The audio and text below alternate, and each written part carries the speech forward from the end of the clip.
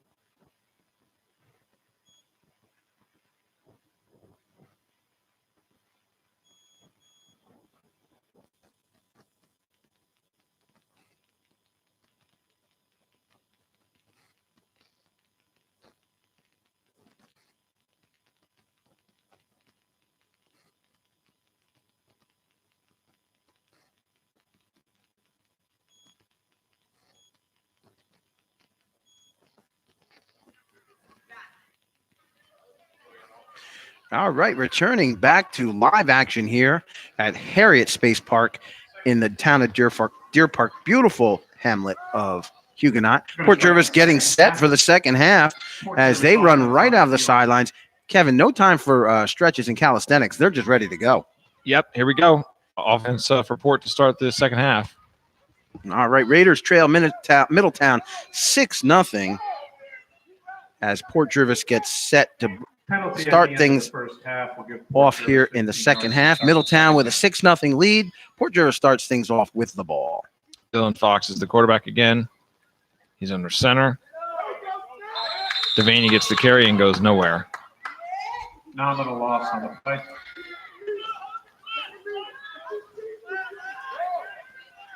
Second and 11. And as we remind everyone, we are broadcasting this live on Facebook and YouTube. So if you're listening in and you want to chime in, hey, love to hear your comments on social media. Let us know what you think, and we'll give you a shout out. We're doing all our best to promote youth sports and all these young men who are playing the game, and the cheerleaders as well for all their efforts. Port's offense, the success of Port's offense has been to the outside, not too much to the inside. Ball's at the middle of the field, and the handoff goes right up the middle, and oof. Like Cody Kinney on the carry. Kenny got walloped at the 48-yard line, lost it too, as you mentioned, Kevin. Kevin, just a spectacular day for the kickoff of the season here at Harriet Space Park. Third down now and about a dozen for the Raiders. Port Jervis opened things off this morning at 10 a.m. when the Mighty Mites took on the Middies, and it was the D1 Raiders hosting the D1 Middies. The D1 Middies were successful in defeating Port Jervis, and right now the D2 Middies are trying to do the same. They're up 6-0. Port Jervis looking to answer back, and it's Rivera at quarterback. The handoff up the middle goes to Kenny, and Kenny gets the first down and spins for more. He lost the ball at the end, but I believe it was after the whistle blew. And Devaney was on top of it anyway. Devaney, that kid's everywhere, isn't he? Yes. He's about 2 foot tall, and he's equally as wide, and he packs a wallop. He's quite the football player. So 1st and 10 for the Raiders at the Middletown 39-yard line. That was the play that Port needed to really set themselves to feel like, hey, you know what? We can move the ball upfield. We can do it. Yeah, they have the ball just inside of the Midi 40.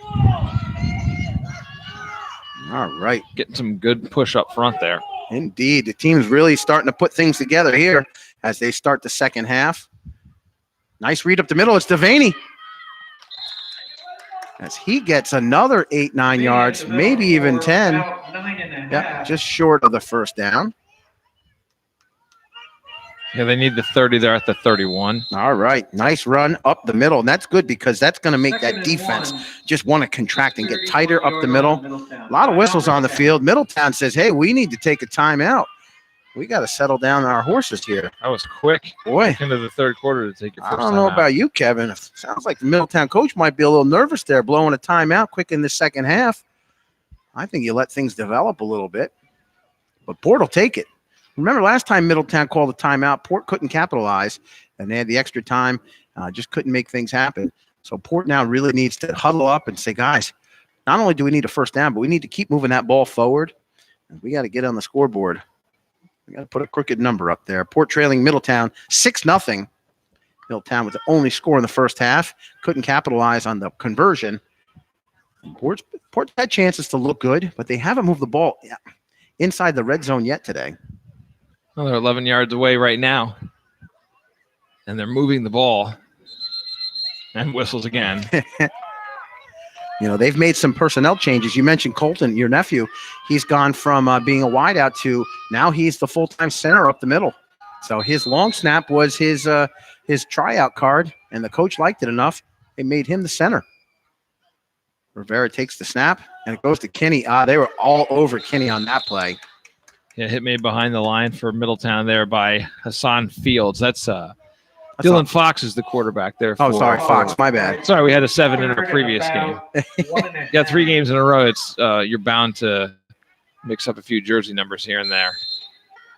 That is right. So they lose. What do they lose? About a yard there, Tommy. 3rd and 2 now. Yeah, 3rd and 2. As Fox breaks the huddle. he will be the quarterback, not the D-17. I think Ben might be bigger than him. What a little pass. That's a nice throw from Fox. A little short screen pass to Devaney and has enough for the first down. So Fox looked like he wanted to hand the ball off. Glad he didn't, because the back then blocked the defensive lineman who was going to sack Fox. Fox then kind of almost shorthands it to Devaney. Devaney gets the catch, and more importantly, big first down. Nice play. And it looks like they didn't give him much more than he needed. The ball is just inside the midi 30. Well, that's where you take a deep breath. You're like, that may not have been the prettiest of plays, but that's a first down. The Raiders still with the ball. Middletown, they called that timeout. Boy, they're Middletown's squeezing their cleats a little bit tight right now. Their defense has been out there for a while now. And there's, I don't know if that was confusion or if nowhere. Devaney up the middle. You know what? The middle is officially closed. Port Jervis is not going to be able to run the ball right up the gut there. Looks like a 0 gain. Middletown really tightening things up there. Middletown's big guy, number 12, with a big stop on the play, and that is Patterson. And I'm not even going to try to pronounce the first name. Xavion. Oh, It was actually, Xavion. it looks harder than it actually is to say, because the Mighty Mites roster was very challenging. D1 was okay, and this one was pretty good too. Oh, it was Patterson, number 12, with a big hit. He's playing the inside defensive position, and they really got things tightened up in there. And Kenny with the handoff.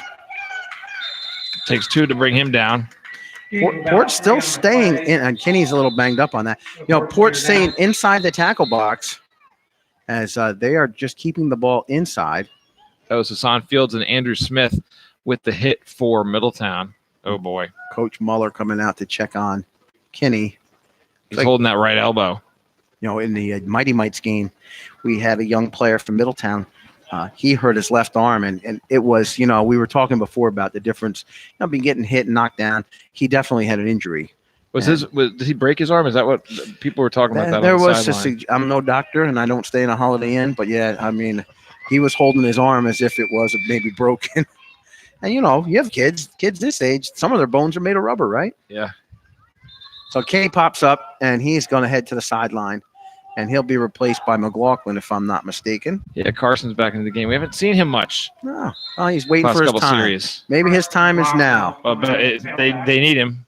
They need 9 yards here. Yeah, quickly, it's a 3rd and 9 now for Port Jervis as Raiders break the huddle.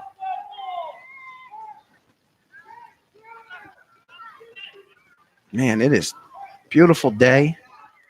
Fox has a quick chat with Devaney there. Oh, you know what that means. Something's up. And then Devaney says, okay, I agree.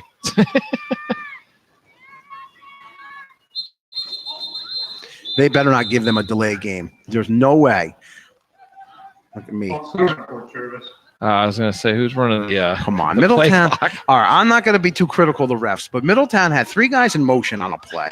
They had situation where they only one back in the backfield, and I'm not even talking no split ends or flankers, just all guys on the line of scrimmage, one back in the backfield. But nonetheless, it's illegal procedure by the Raiders. So now it becomes, we got 3rd and 14, 3rd and 13, says the judge. Port Jervis moving the wrong way on that play. They're going to need a lot of help from the O-line here. And there's the motion. Yep. False start. All right, now that one was legit. Put him back another 5. It's going to be That hurts. 3rd and 18. It hurts because it's family. Yep. I'll never forget. I had a JV coach, and well, he was something else. Dennis Simmons, just world class. And I'll never forget once he said, "If you make a mistake, you make sure you knock the other player on his ass." That's what he said. And I said, "Coach, okay." Those are words to live by. Words to live by. Inside handoff now is going to go to McLaughlin, and He's his in stutter for him. step is just not going to do it. As he was just taking down the line. And, you know, he had the good intention of going up the middle and then cutting out, but he sold his stutter step too soon. And the Middletown player is now a little banged up on the play. That's a Port kid. Oh, That's Reinhardt again. Oh, geez, he's had a tough game today. Check that. That's a Port player. And I think Coach Muller's going to say, guys, stop getting hurt. I got to run all the way out from the sideline. We're going to have to check on him after the game. But Reinhardt, he's taken some big wallops out there. He's been really whacked and hit pretty hard, but he's a tough kid, very resilient. Well, this drive started pretty promisingly for Port, Tommy. They were moving the ball down the field, and they just have seemed to run into a bit of a brick wall here. Again, unfortunately, it seems like every play, at least one or two Middletown kids on the D line are slicing through and preventing Port's running game from really getting on track. So Reinhardt to the sideline. Looks like he's holding his right leg or hip. And as we mentioned, he's been banged up a bit. So 4th and about 20. And Port really flat. You can feel it, even the energy in the crowd. You know what it is, Kev? I'm going to the concession stand. There's no smoke coming from the grill. That's why. You need a burger. The grill off. Is that the problem? You need a burger on the grill to keep people fired up. We're having a lot of fun here today. So, all right, now Port with some motion, and that's Colton out left here. No, Tristan Berber just split out wide. Colton's still at the center position. Boy, everybody moved. No flag that time. Hey, that's a screen pass to Devaney, and he's not going to go anywhere. He's wrapped up. Yeah, Kevin, I got to tell you, I'll give credit to both sides, the players. That is, it's hard. It's hard to see who to block out there. They got the same colored jerseys on. Yeah, that was Patterson again, by the way, on the hit for Middletown. There's some size mismatches along the line for Port, and they're getting beaten pretty much every one of them. Well, I'll give credit to throw that screen pass inside when there's a heavy rush from the defense, and the defense has the same colored jersey on as the receiver you're trying to throw the ball to. That's a great point. I'm surprised there haven't been more interceptions. And I'll tell you this, I play hockey in a very competitive men's league. Okay, it's not really competitive. But after the game, it's competitive. It's competitive if there's one beer short in the cooler, right? Let me tell you something. I'll tell you the story about the guy who shows up there are guys with the 18-pack. And he's like, yeah, I brought the beer. I'm like, well, for who? Well, nonetheless, we were maroon. We were a black jersey team. As Port Jervis, Middletown, oh boy, big handoff up the middle. Oh, they had him, and he kept going. Oh, that's George Richards again. Yeah, and he's going to go. One man to beat, and he's going to beat him. George Richards there. Middletown extends their lead to 12-0. And you talk about capitalizing. Port Jervis just stymied themselves with some miscues and mistakes offensively. Middletown, one ball carrier later, it's touchdown for the Middies, and they took it in. 12-0 with the extra point pending. Yeah, I do the jerseys you guys had. I know in years past you were the Hammers, right? That's the right. Bruins this year with the Boston jersey with the mugs. Those were world class. Who designed those? Well, it was a collaboration between our team captain, a guy by the name of Ed Rasso, who's a New York City police officer, and a guy that maybe owns T-Bone Design in Port Jervis. He had some inspiration from a beverage center across the street.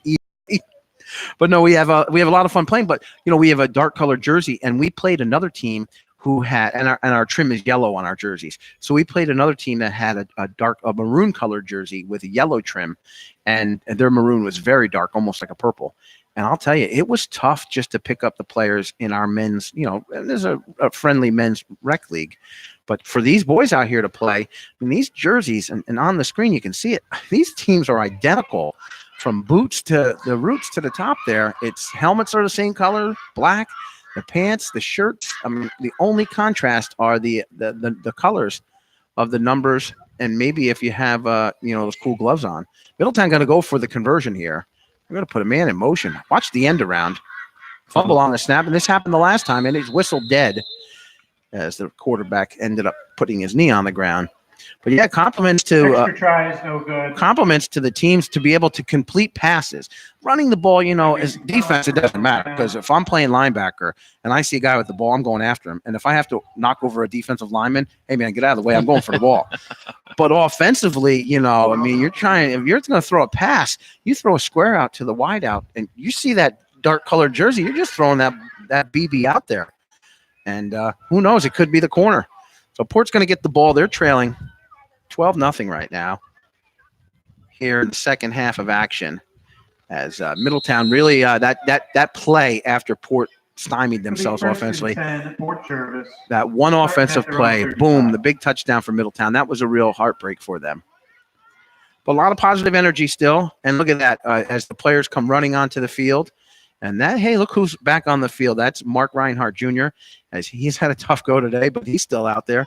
Comes out now, and he runs to the huddle. Out wide left is Colton Eckert. That's Tristan Burbridge. Colton is still at the center position. Why do I got his name? What's his number? His 94 is Tristan here, out on the left. And you can't really see the 9. You can only see the 4. Oh, man, my bad. When you got a little guy, sometimes the number gets tucked into the pants. Again, it's all about the style.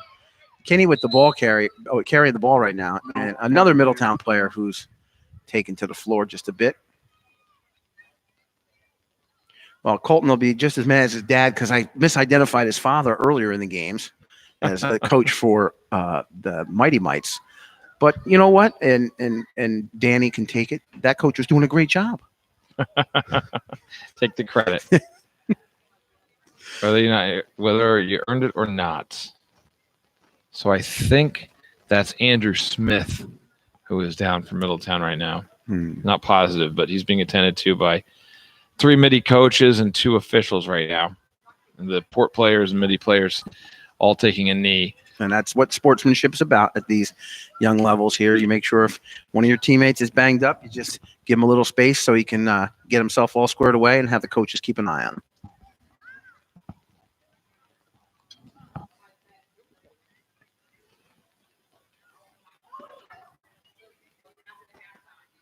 And they're keeping a close eye on Smith right now.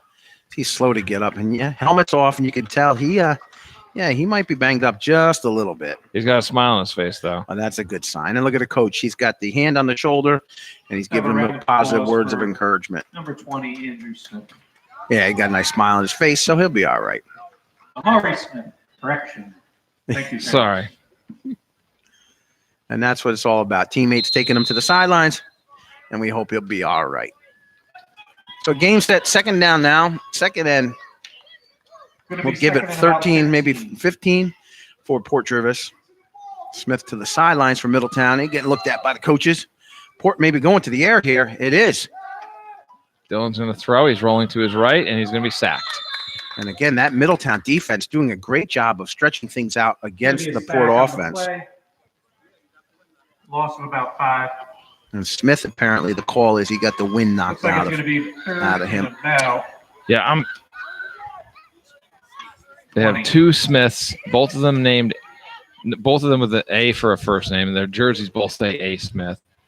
One's 20, one's 2, so not sure which is which. So 3rd and $1 million now for Port Jervis.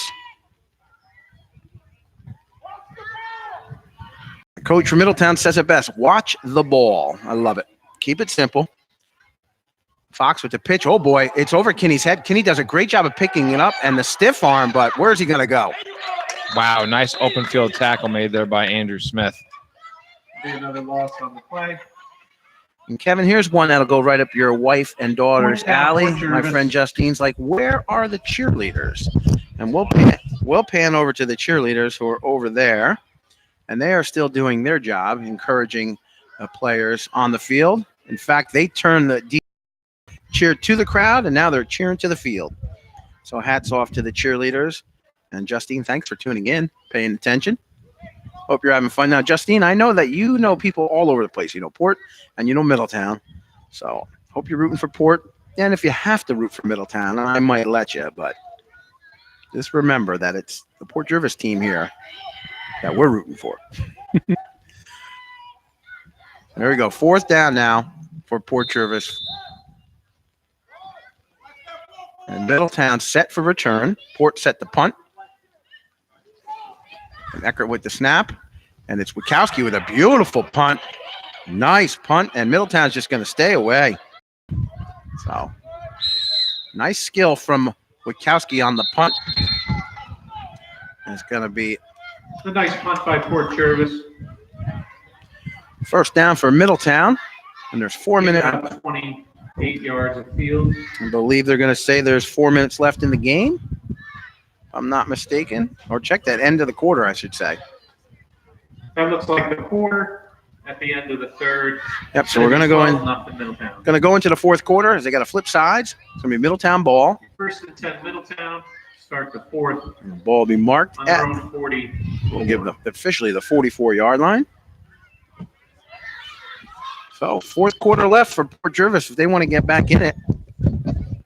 Themselves in an almost identical position to the D1 team. Tommy down 2 scores, not having much luck moving the football. Good news for Middletown as we scan down. Smith, number 20 on the sidelines, got his helmet back on. And I think he did get a little bit winded. And but putting those elbow pads on. So helmets on, elbow pads on. You know what that means to me, Kevin. He'll be back in the game. Just a matter of time. And that's good news. We don't want anyone to get hurt. You know, football is a lot of fun. It's a great game. It's a tough game, a very physically rugged game. And, you know, you're going to get banged up a little bit now and then. I'm glad to see he's going to be all right. 1st and 10 for Middletown at their own 44-yard, at Port Jervis's 44-yard line. Middletown, they got these wristbands on, and even every huddle they break, they still aren't quite sure what they're doing. But they've somehow been able to put it together with a couple of big touchdown runs. The last touchdown is huge, and we got motion on the play. Looks like movement on Cam Headley resumes, or I should say continues as the quarterback for Middletown. This is what I love about youth football. 5 coaches on the Middletown sideline, equal amount for Port Jervis on their sideline. In fact, I think this team for Port Jervis has more coaches than they do substitute players right now. It's all good, though. And that's right, Justine. I know you're from Middletown. I'm glad for checking in. And you're right. We are having some great games. Port Middletown games, no matter the score, are always great in my book. So thanks for listening, Justine. And look at the defense for Port Jervis. Flag on the play. But the Raiders swarm in and make Gabe Smith and Nick Ostrom. Yeah, 13 and 15 on the play. Those teens with some big hits there.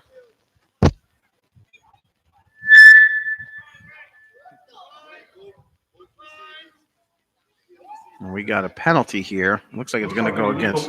Yeah.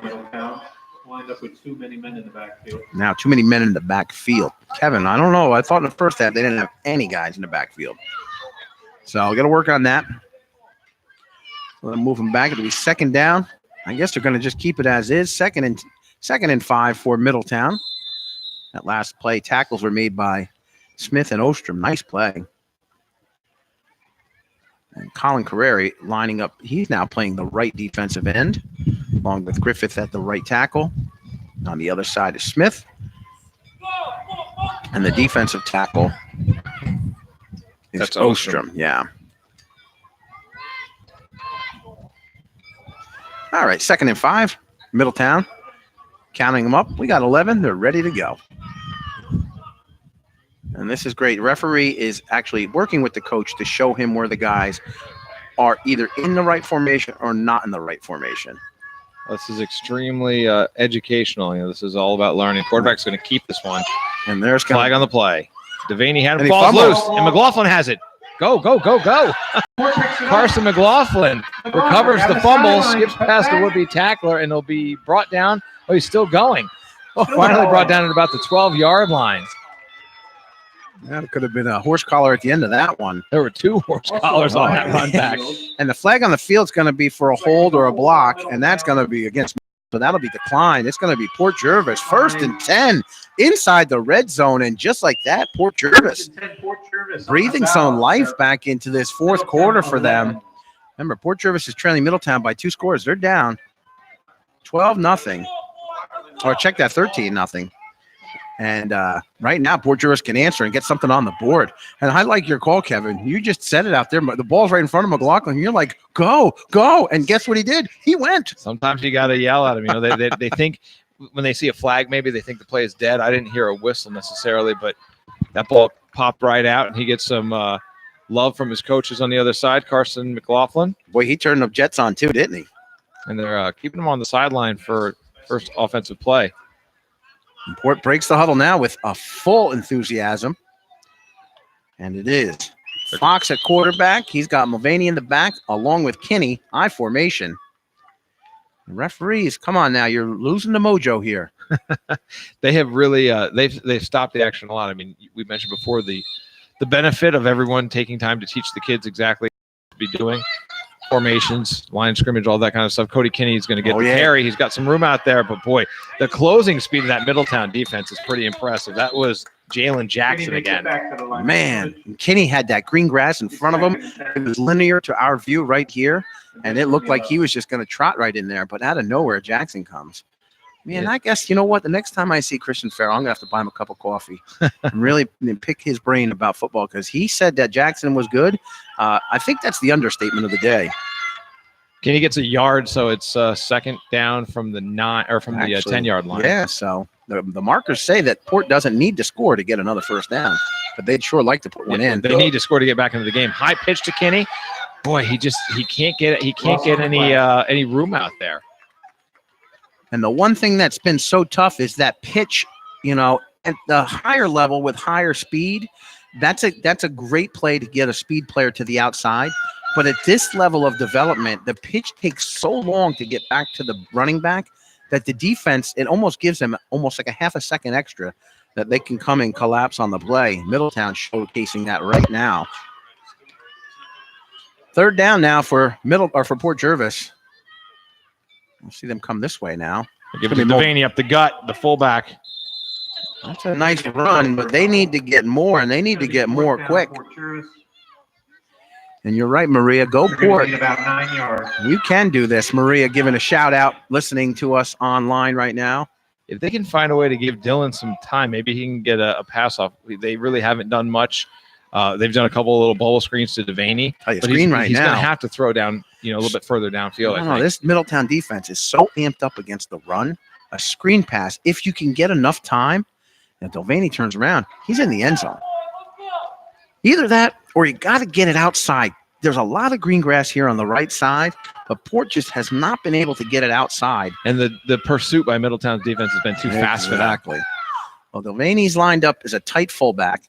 Single back in the backfield. Who's that now? That's McLaughlin back into the game. Carson He's McLaughlin. got speed. We're going to go to the pitch to McLaughlin. See if he can Got to get the that edge. And he almost, and he's still up. Going. Oh. And then he got drilled at about the 9-yard line. So Port can't get the ball into the end zone. So it's a turnover and down for the Raiders, and that was their chance that they really needed to capitalize. That turnover at the 50-yard line and the return by McLaughlin was great, but it goes for naught right now as Middletown gets the ball back. And we are well deep into the fourth quarter.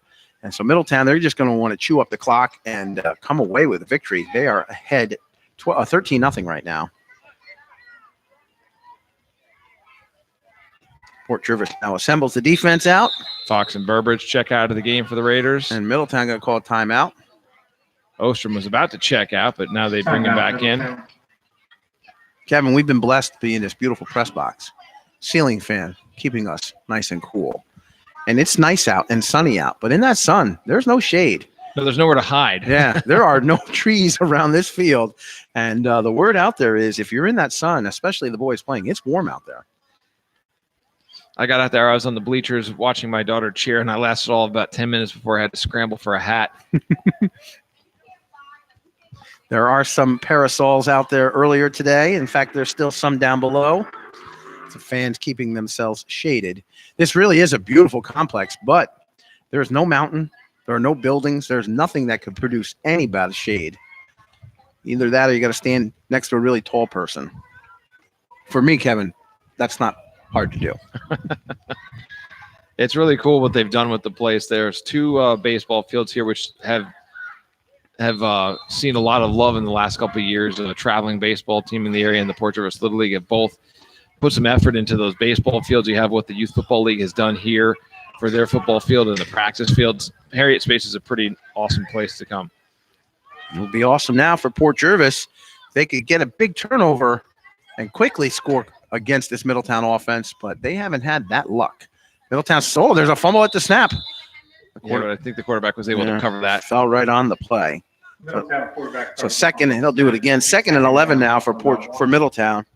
And Middletown, you know what? That clock continues to tick for them, so they'll take that.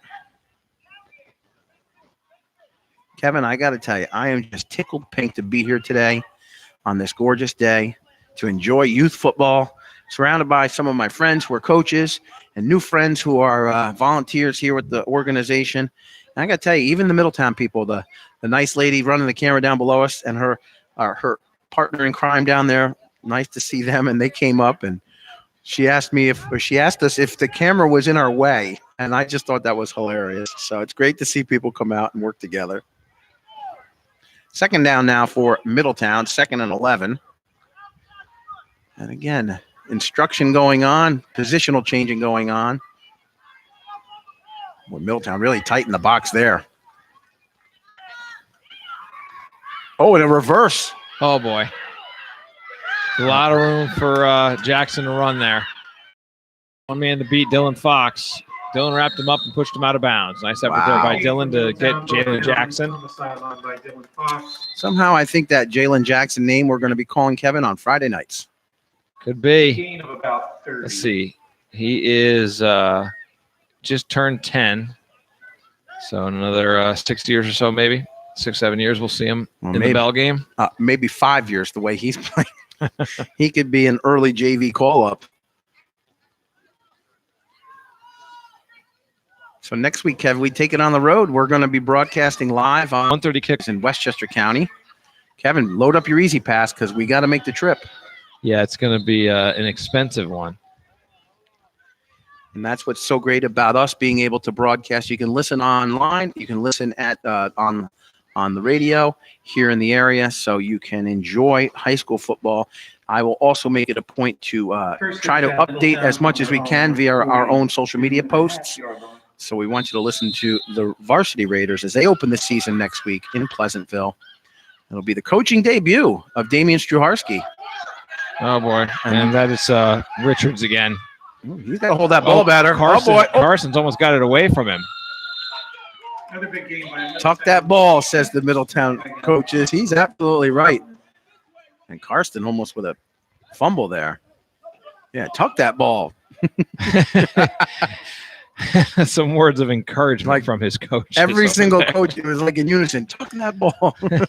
And they're all doing that breadbasket. Hold the football, and I love it. Anthony Naboa has taken over as the midi quarterback here in the waning moments of the game. Middletown even has a 0 number on their team. Yep. Jalen Jackson's headed back out there, checking out for the middies.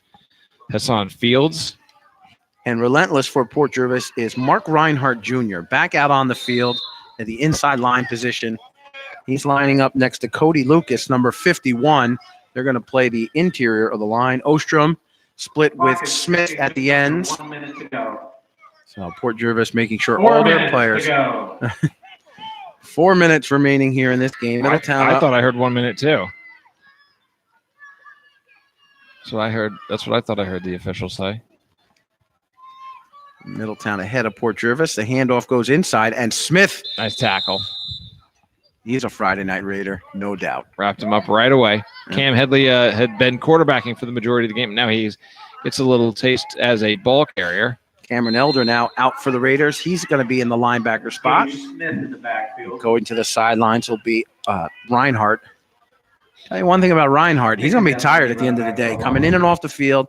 He's been taking some big hits out there. And he's going to be bumped and bruised tonight. So, but he earned every bit playing hard. This is what I like. I like Smith for Port Jervis. Walking about the players around him saying, guys, let's just keep working hard. That's a gamer out there.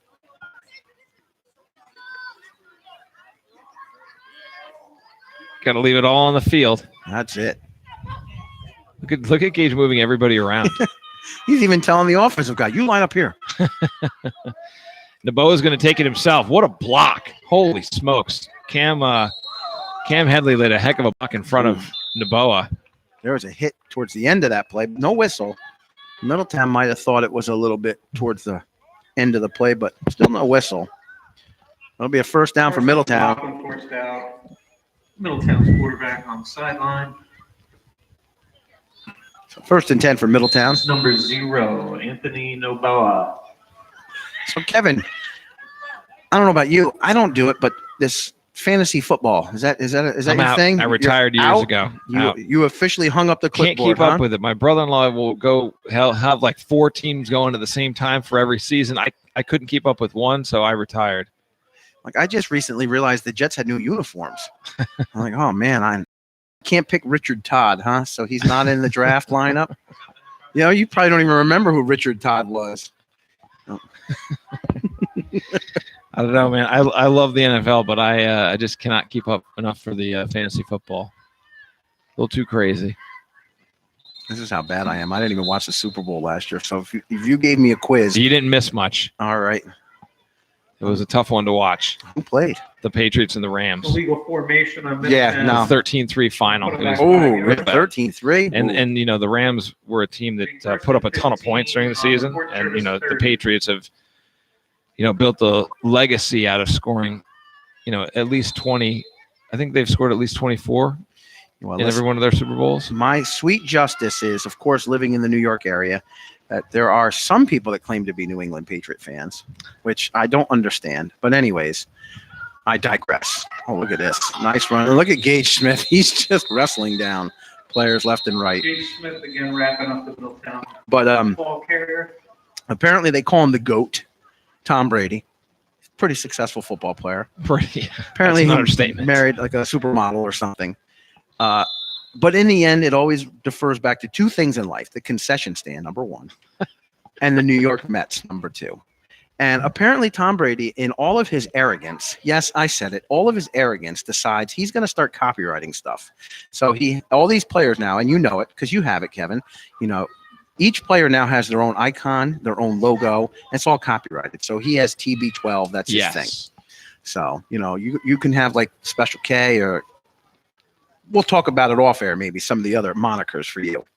Well, Tom Brady thought that he could get away with blasphemy, true blasphemy, and he decides that he thinks he can copyright Tom Terrific. Well, there's only one Tom Terrific. And not only coming from my opinion, but sitting in the press box right now with us is one of the most esteemed local jurists around, Jimmy Hendry. And that's it, folks. He didn't have to decide. There was a judge who decided there's only one Tom Terrific, and that's Tom Seaver. That's pretty. I'm surprised by the lack of kind of understanding of the sports world there by Brady. So I timed almost perfectly because the referee 2 minutes ago said there were 4 minutes left in the game. But apparently that 4 minutes was only a minute because it is official now. Middletown wins over Port Jervis in this D2 game as both teams will line up at the 50-yard line.